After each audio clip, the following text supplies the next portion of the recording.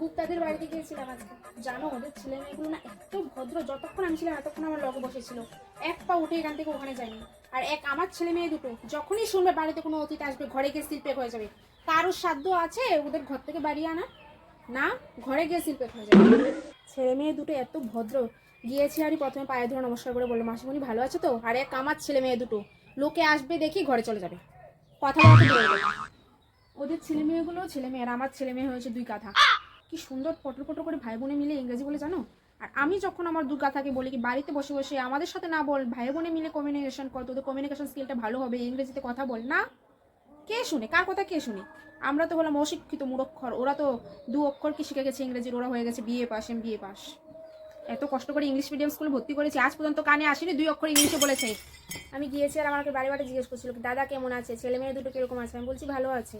তোদের রেজাল্টের কথা জিজ্ঞেস করেছে। আমি বললাম বড়টাকে এবার মাধ্যমিক দিল আর ছোটটা এবার বাবা তোর নাম্বারটা দিয়ে এসে ধুর মা, তোমাকে কে বললো নাম্বারটা দিতে আমার? থুর বলবি না, থুর বলবি না। এত শিক্ষিত মানুষ তোর কাছে যদি একবার কল কর না, তুই ভাগ্যটা খুলে যাবে দেখবি। ও পড়ে না কোনো তোর কাছে কল করার জন্য, আমি রিকোয়েস্ট করেছি বলে করবে।